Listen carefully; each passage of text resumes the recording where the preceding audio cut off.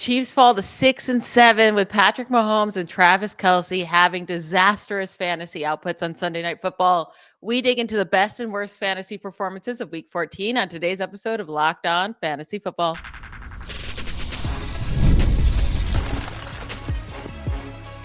You are Locked On Fantasy, your daily NFL fantasy podcast.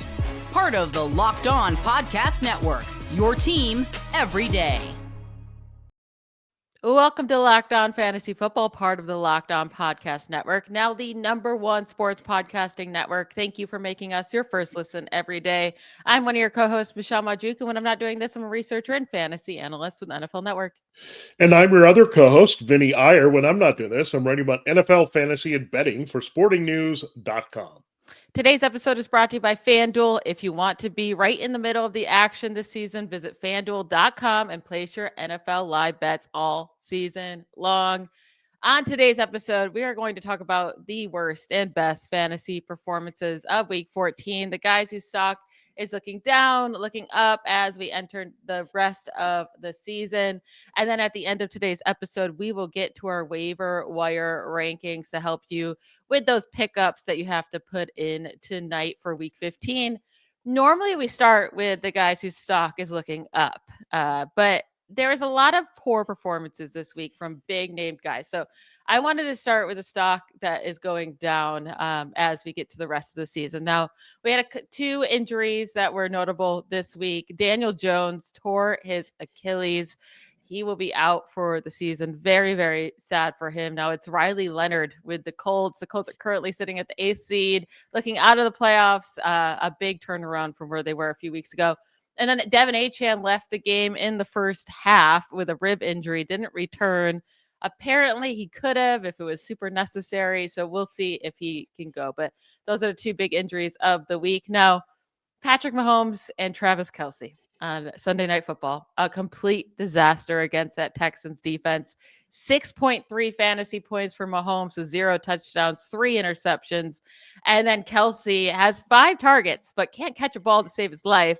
Only has 1.8 fantasy points in the game. And then also lost them the game at the end there with that drop that turned into an interception. Yeah, the Chiefs' offense are back to where we were worrying about them. We thought they were rolling. We know Mahomes was out of the gate. He was putting up numbers. He was running. He did run in this game, 59 yards, but that was not enough when you're not doing anything to support that in the passing game with touchdowns and you're turning over the ball. So we're back at that state, and the defensive matchup was not that great. We knew that going in. It was not a recommended play. We were hopeful that he would have to throw it and get a couple touchdowns, but Kareem Hunt ends up getting the touchdown on the ground. They couldn't score again. They struggled in the red zone. Kareem Hunt also had a key drop later in the game where they could have converted a third down and maybe scored a touchdown there. Harrison Butker clanged a 43-yard field goal attempt. So this team is just off all around, and it's shocking to me because you thought they would get better and surge, but now they're 1-4. And this is when you have all these guys with Rashee Rice and Xavier Worthy and Travis Kelce on the field and Hollywood Brown and Tyquan Thornton. Like you thought this was going to be really fruitful for Mahomes despite the tougher matchup. And he just looked off. He was kind of skittish, trying to run too early, happy feet, making bad decisions. So it's just an off year for Mahomes. I don't think you can totally trust him anymore in fantasy. You get the Chargers this week. That's not going to be just a cakewalk, right? Even though it's at Arrowhead, it doesn't matter. Like this game was at Arrowhead too. So, yeah, I mean, Kelce, look, he's making mental mistakes that I haven't seen. So I have a feeling this could be it for Kelce. And then Mahomes, again, for fantasy purposes, I think now you're seeing why he may have been capped. He's just getting the tougher defensive matchups down the stretch. Yeah, for Kelce, I mean, this was his first terrible game since like week 3. So he could bounce back. He's still getting the targets. But with Mahomes, 4 out of the last 5 weeks have been pretty bad fantasy performances by him. The only good game against that Cowboys defense that everyone beats up on. So it's definitely, you're going to be worried starting Mahomes the rest of the way if you made the playoffs with him. Now, Asthon Jeanty, I made the playoffs with him in my main league, and I don't know if I want to play him anymore. 5.8 points in week 14. Now, it was against the Broncos. He did okay in week 13. I mean, not great, just 12 points in a full PPR league because of 6 receptions. And it's just been disappointing for him for most of this year. In the next 2 weeks, at the Eagles, at the Texans, neither of those games are going to be easy for the Raiders. They're probably going to be down. And with Kenny Pickett, he wasn't targeting Jeanty at all. So if it's Kenny Pickett instead of Geno Smith moving forward, if Geno Smith's injury lasts, then I don't know what to do with Jeanty.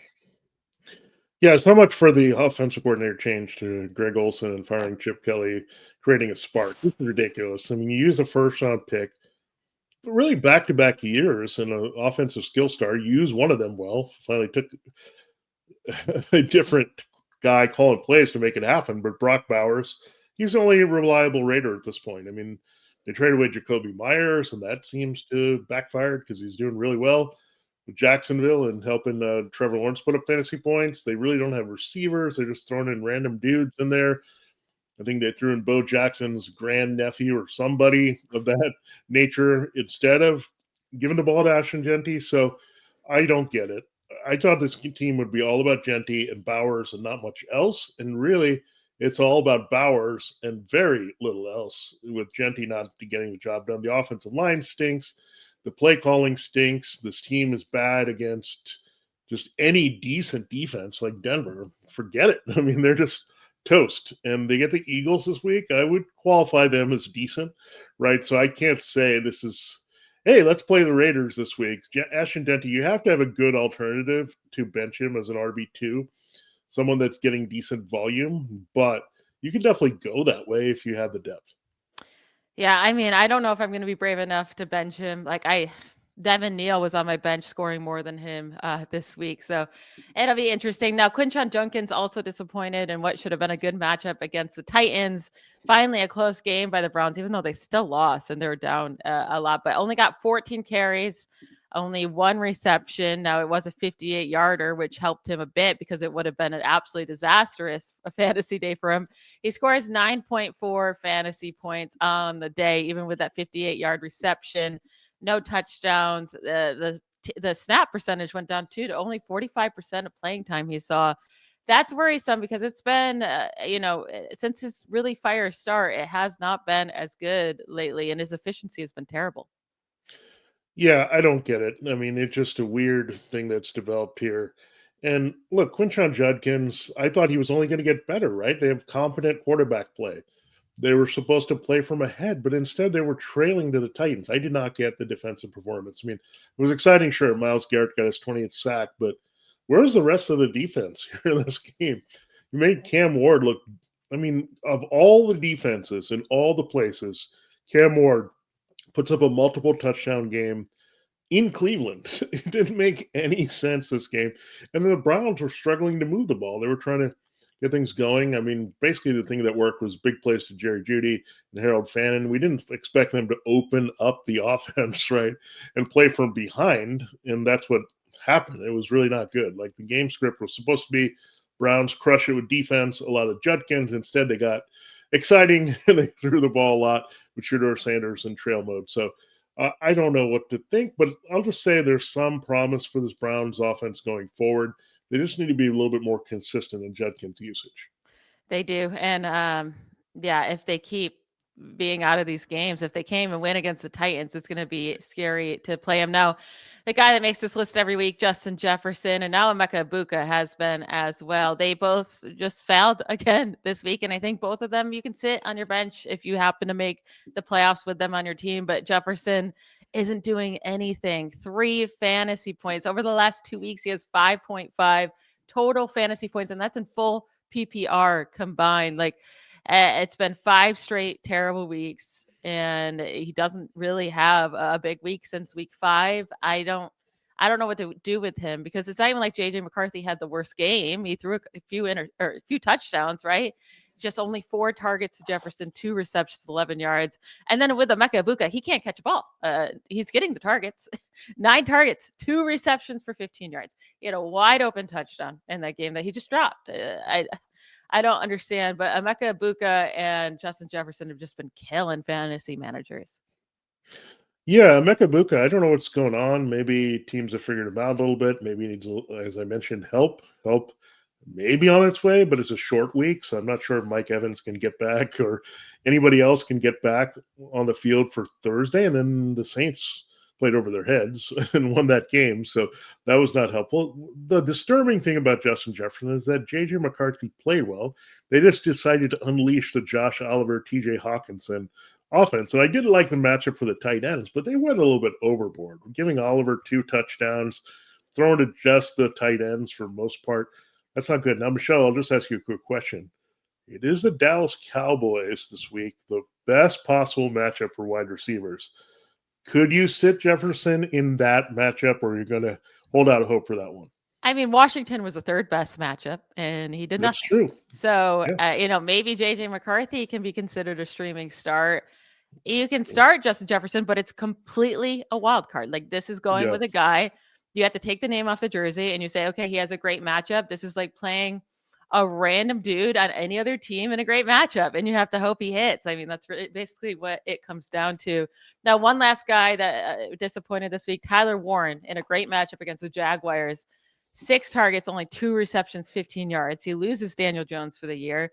Riley Leonard also, by the way, is banged up, has a knee injury. We don't even know if he's good to go. So it might be Brett Ripien, or however you say his last name, that it might be the starter for this Colts that's on the practice squad right now. But, Tyler Warren has really cooled off over the last few weeks. And this last week in a great matchup, that's pretty worrisome that he's still going to get it done. Even when Daniel Jones was out there, he wasn't really doing anything. Yeah, I don't know what's going on. The Colts offense, again, I think the key to unlocking everything was the play of Jonathan Taylor. Once he was running well, you opened up the rest of the offense. They were in a bit of a slump, right? They finally got Michael Pittman going with both quarterbacks, but that's what worried me with Riley Leonard, that he was going to find one comfortable target. And Daniel Jones was doing a good job spreading the ball around to Warren and Pittman and Pierce, and when available, Josh Downs, right? He was doing a good job of that. But now you have a one-note quarterback, probably. Who will Brett Ripien throw to? We don't know. Is it going to be Pittman? I don't think it's going to be Pierce, because he's a tougher guy to get open and get to downfield. We saw Pierce was having a big game until Jones disappeared. It's sad for him as well. So I don't know what you're going to get from the Colts. It's the Seahawks this week, so there's a glimmer of hope. The Seahawks have struggled a bit to cover the tight end. They let Kyle Pitts run into wide open space in this pass game. So maybe there's some hope, but the quarterback has to get it to him, and that's the issue with Justin Jefferson. To some degree, Egbuka, because Baker's not played all that well. Now Warren as well without the quarterback. Now let's transition to a more positive note. We'll get to the guys whose stock is up entering the rest of the season. Matthew Stafford bounced right back after a bad performance, and so did Puka Nacua, who desperately needed to because he had been struggling in fantasy for a little bit there. We'll get to that right after a quick break. The holidays are officially here, which means gift hunting season is on. And if you want something meaningful, personal, and guaranteed to get a reaction, Aura Frames is a gift that delivers every time. It's not just something you wrap, it's a way to share memories, because Aura isn't your average picture frame. You can preload the frame with photos before gifting it. So when they plug it in, the memories are already there. There's no apps to figure out, no setup headaches, just instant smiles. You can upload endless amounts of pictures and even 30-second videos. It's a perfect gift for grandparents, parents, newlyweds, anyone who loves photos. It's a holiday gift that actually gets used, not forgotten in a drawer. And for a limited time, you can save on the perfect gift by visiting auraframes.com to get $35 off Aura's best-selling Carver matte frames, named #1 by Wirecutter, by using promo code LOCKEDON at checkout. That's auraframes.com, promo code LOCKEDON. The deal is exclusive to listeners, and frames sell out fast, so order yours now to get it on time for the holidays. Plus, if you want to support the show, please mention us at checkout. Terms and conditions do apply. I want to thank you all for making Locked On Fantasy Football your first listen of the day, and thank you for making Locked On the #1 sports podcast network. You already live your fantasy team every day. Now take it up to the next level and go ad-free. Join the Everydayer Club today and get Locked On Fantasy Football with no interruptions, members-only Discord access, and more, all for just $5 a month, or you can do $50 a year to save. Go to lockedonfantasyfootball.supercast.com or check the link in the show notes to learn more. All right, let's get to the guys who actually made us happy in week 14. And that was Matthew Stafford and Puka Nacua. They were thriving against the Cardinals. Stafford, 3 touchdowns, 281 yards, and even got to leave the game early because they were just beaten up on the Cardinals. And then Puka Nacua with 167 yards and 2 touchdowns. They get the Lions next week. Brian Branch is tore an Achilles. That defense is just, again, hurt with injuries all over the place. So Stafford and Puka. Devontae Adams did have a disappointing game, but all those guys are going to be great moving forward. Yeah, they tried to get Devontae Adams going early. They threw it to the end zone a couple times to him, but he didn't come down with it. And then Nacua took over the game. And the Cardinals' pass defense had been decent, but just got ripped to shreds in this game. It was just not up for the task of covering anything or really stopping Kyren Williams much, especially in scoring position. It was just an absolute rout all the way. And the Lions game, look, the Lions are feeling it right now. They just went in and beat the Cowboys at home. This game is in Los Angeles, but there's no worry about weather or anything there. So we figured this is going to be a high-scoring game, and Nacua can be the guy they circle for a lot of big plays here. So I'm excited for this one. I don't know why it's not in a primetime window, but Lions-Rams should be good, and that should continue the good vibes there for this team. Yeah, and then Blake Corum getting more and more involved. Now, his playing time is kind of sitting there in the 30s, but 12 carries, a career high 128 rushing yards, 2 touchdowns. He scored 26 fantasy points. This is a guy that we said needs to be picked up off waivers. So we'll talk about him again if he's still sitting on your waivers later on in today's show. But, Kyren Williams and Blake Corum are both doing their thing, and they're trying to keep Williams healthy for their postseason. So Corum could really come through for our fantasy postseason if they continue to use both guys in this way. Now, DK Metcalf finally came through. Now, I had to play him in a couple leagues. Like I definitely did. Like I was over it. I wanted to sit him, but I had to play him. I was like, I'm just going to go with it, go for the upside. 12 targets, 7 receptions, 148 yards, lots of deep receptions. He came through, and it looked like Aaron Rodgers really was focusing in on getting DK Metcalf more involved in the offense. Yeah, I mean, the Ravens, they were also targeting a lot of Marlon Humphrey early in that game, and it was a very good matchup. The Ravens secondary also has not been very good this season. It was a matchup they liked with the size with Metcalf, and he really came through. I think they just made a concerted effort. Hey, we're not going to play this tight end offense. This is getting boring, right? Darnell Washington actually got hurt in the game.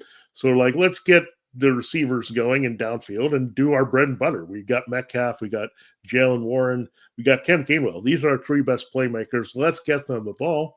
They end up all scoring right in this game. So I do like that the Steelers kind of said, we got to streamline what we're doing, and everyone can get excited because they're getting the Dolphins this week. So that should be a good matchup at home, which is also helpful. I know the Dolphins have played better against the pass in general, but they really weren't. I mean, they faced Brady Cook for most of the game with Tyrod Taylor down. But if Aaron Rodgers continues to play at this level, I think it was his best overall game as a Steeler, at least his best game since week 1, right? For sure in Pittsburgh. So I think if he plays at this level and Metcalf is motivated, I mean, so much for Mike Tomlin. Everyone complained about him, then he got everyone back on track. If they're playing like this against the Dolphins, they can smell that playoff berth and that division title. I think they'll be just fine, and DK can stay hot this week. Yeah, Mike Tomlin knows how to save his job every single time it gets to this point. I knew this. I've been a lifelong Steelers fan. I know exactly when they're going to win, exactly when they're going to lose. I won't be surprised if they lose to the Dolphins on Monday Night Football. Now, Michael Wilson, 16 targets, 11 receptions, 142 yards, and 2 touchdowns. This dude, when Marvin Harrison doesn't play and he gets to be the X in this offense, there's been 3 games, 33 points, 21 points, 37 points in a full PPR league. He's been fantastic. I don't know why he doesn't just remain the X when Marvin Harrison Jr. isn't there and you move Harrison to Wilson's spot. Clearly, Wilson is better as the X, and it's not like Harrison has been great throughout his career. Let him move around the field, see if that works for him. But Wilson, as long as Marvin Harrison Jr. is out and he gets to play in this role, he is a top 10 wide receiver any week that Harrison's not there. It's very strange because he only does this when Marvin Harrison, I'm not saying he's going to get 16 targets when Marvin Harrison plays, but why is he involved? Like, I don't get it. Like, they just forget about him. And there were some things that also played into their favor in this game. Greg Dortch was also out. He can be a thorn in the side with his production and doing some random things for the Cardinals, but he wasn't playing either. So that kind of opened the door here for Wilson to say, hey, you're going to be the guy all over the field. Remember just a couple weeks ago when Marv had appendicitis, you were the man. Like, let's do this again. And then it'll be, oh, Harrison's back. Oh, we can't play Wilson anymore. So very odd situation. But if we just have to hope that, again, if you got Wilson, just hope that Harrison is out or they shut him down. I mean, and just put him on the bench with James Conner and Kyler Murray in recovery mode and just move on to next year. Just keep Jacoby and Wilson together with side of Trey McBride, and you're going to be just fine in Arizona for those garbage points for sure, because the team is not winning anything of late and just looks really bad in most games. Now, Jordan Love and Christian Watson have been heating up. Watson with 2 big fantasy games back to back. Now, it was still only 4 targets this last week. 2 of them were just long touchdowns, right? So it's still going to be nerve-wracking to play Watson. They also get the Broncos this next week. So Watson's not a guy I want to play. Jordan Love has had a couple good fantasy weeks now in a row as well. But against the Broncos, I don't think I can get on this train. But they are looking up for the rest of the season when they're in better matchups. Yeah, the one thing that is changing things up is now you got to worry about Jaden Reed. He's back, and he actually looked decent, and they can do those things with him where they can do misdirection. So there's an attacking defense. They can run him.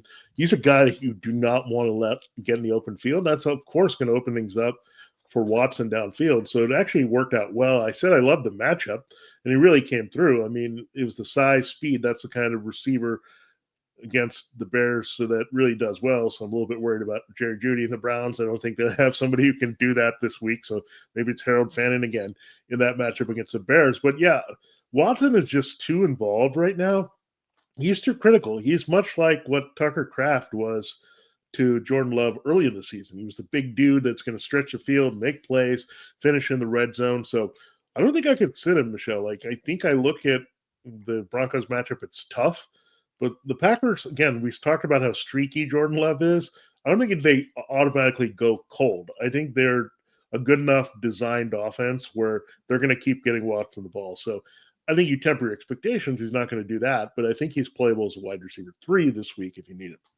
Now, last up here for a guy that's trending up, and I don't really know if he is, it's Tony Pollard. Just a monster game against the Browns. 25 carries, 161 yards, 2 touchdowns, 2 long touchdowns as well. He gets the 49ers next week. Now, the Browns you have been able to run on. I mean, Jeanty had his best game in the last month against the Browns. Christian McCaffrey was fine against him. So it's like the Browns have not been this great run defense, even though their defense overall is pretty good. But Tony Pollard, this was his first good game since, I don't know, ever this season. So I don't want to jump on board, but it was a very impressive game by him. Yeah, the big thing is with the Browns is they're allowing a lot of big runs, and that's where a couple of these things came from. So that's why the day is so inflated, and we saw McCaffrey get some open field. Yeah, you're right. The Browns' run defense was a little bit daunting early in the season, but now it's not as much. So that's good news here for DeAndre Swift and Kyle Monangai in this game in Chicago this week. So that's looking up. The other dude that we looked at, running back, RJ Harvey, I think this was just expected, right? I mean, it's the Raiders. He's the lead back. He's going to produce based on volume. So I don't know if that was that big of a surprise. I think his stock is probably right at the level, but I think he's just a plug and play every week. And how about Shadour Sanders, though, Michelle? Shadour Sanders, Harold Fannin, like that combination. But I don't think you can trust Shadour in Chicago, can you? Yeah, we'll get into the Shadour Sanders and Harold Fannin Jr. in our waiver wire segment because those are guys that are out there available, but can we trust them? Can we trust Shadour is really the big question. We'll get to that right after we hear from a couple of our sponsors. All right, this episode, Locked On Fantasy Football, is brought to you by Game Time. And look, it's a important time of year to get tickets. There's all kinds of things you want to get tickets for Number one is the World Cup. It's coming back to North America for the first time since 1994. And with 48 teams for the first time ever, it's going to be massive. But let's be honest, getting tickets is usually the hardest part. And it is hard. That's why you need something easy like the Game Time app. And it's clutch for you, finally giving fans a real advantage when it comes to snagging seats. With Game Time, you can track price drops in real time, get alerts when great seats open, and buy tickets the moment they hit the app. It puts the power back in your hands and makes going to the World Cup realistic instead of impossible. That's great for you and great for Game Time. You pull up the app, and the layout makes it so simple to scroll through the matchups and compare the seat views. The seat view feature is a game changer. You literally see what the pitch looks like from your exact seat before you buy. Price include fees up front, which you love because there's no last-second surprise at checkout. Also, get alerts for teams and matches that make it easy to grab tickets the moment they drop instead of missing out on those tickets. Take the guesswork out of buying World Cup tickets. It's important at every match, concert, or event with Game Time as well. Download the Game Time app, create an account, and use the promo code LOCKEDONNFL for $20 off your first purchase. Terms do apply. Again, download the app, make an account, use the promo code LOCKEDONNFL for $20 off. Swipe, tap, ticket, go. That's Game Time. All right, this episode of Locked On Fantasy Football is also brought to you by FanDuel. And look, FanDuel is the right time to get in on the action. NFL Sundays are moving fast. Yes, we're moving so fast that it's already week 15 coming up. One more game in week 14, the Eagles and Chargers. One big play, and suddenly everything feels different. That's what makes live betting with FanDuel so exciting. You're not just watching the game, you're reacting to it in real time. I love the Eagles tonight against the Chargers. Take the points with them. With FanDuel, you can place bets as the action unfolds. Every drive, every momentum swing, every highlight moment. Live betting is best when the game starts to shift, a receiver gets hot, a defense tightens up, or the momentum flips after turnover. FanDuel lets you jump into the moment. Live spreads and money lines adjust instantly. Player props update as guys heat up. You can bet next touchdown scores and a whole lot more. So if you want to be right in the middle of the action this season, the rest of the season through the playoffs, visit FanDuel.com and place your NFL live bets all season long. FanDuel, the game moves fast, and so can you.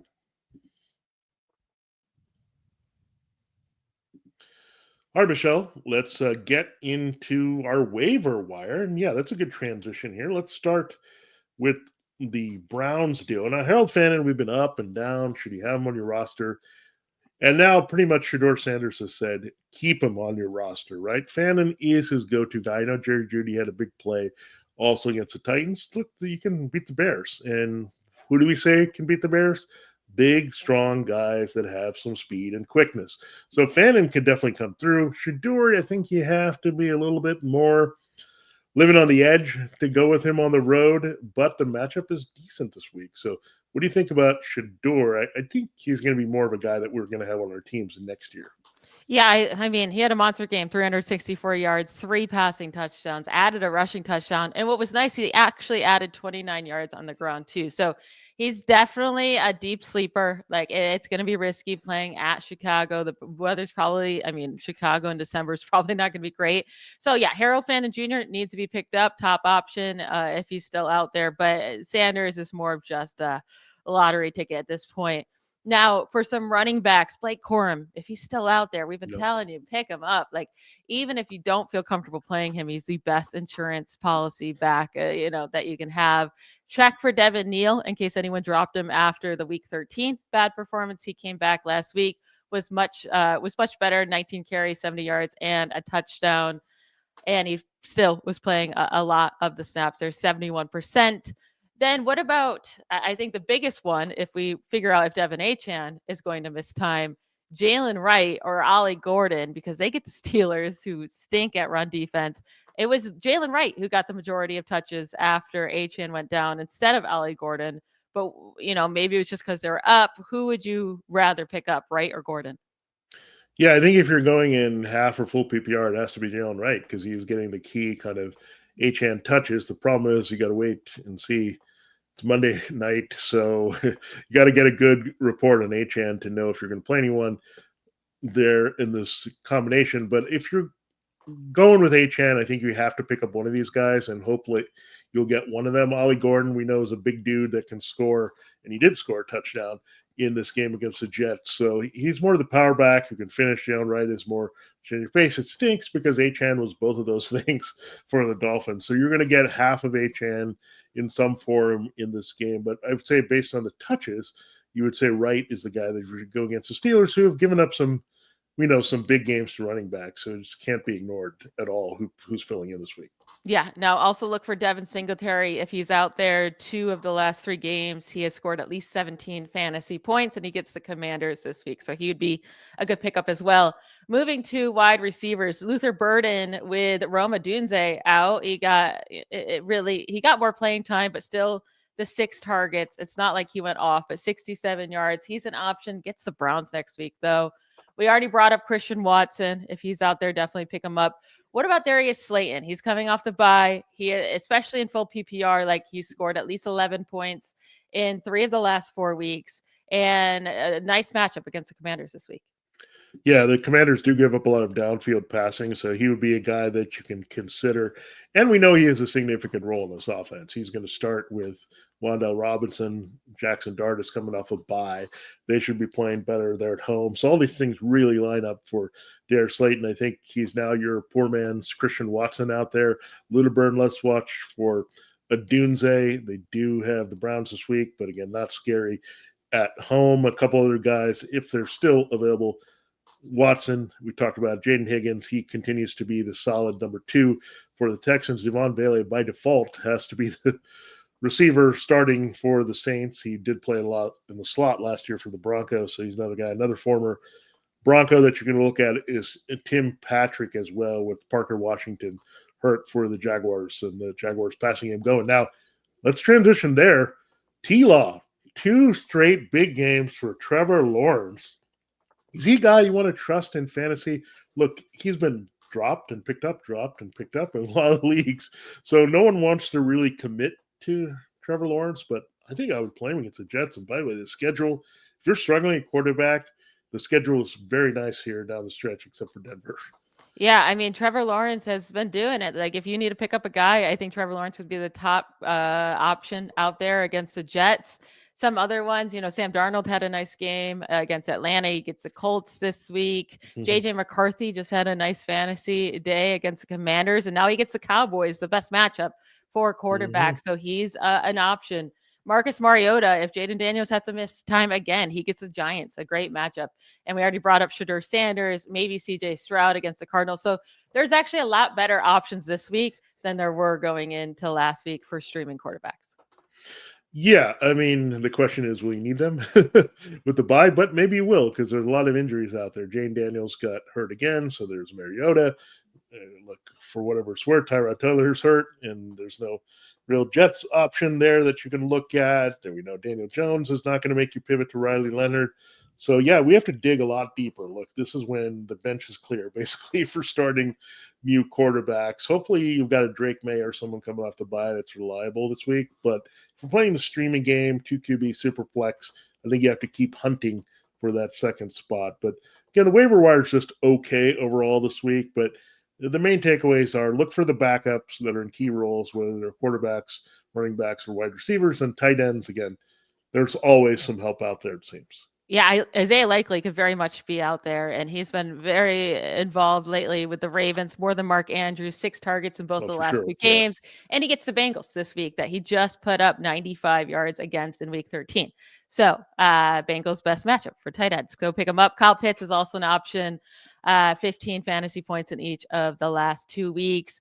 Mason Taylor was getting targeted a lot by Brady Cook. So if Tyrod Taylor has to miss, Mason Taylor could be an option against the Jaguars, who've been a really great matchup for tight ends as well.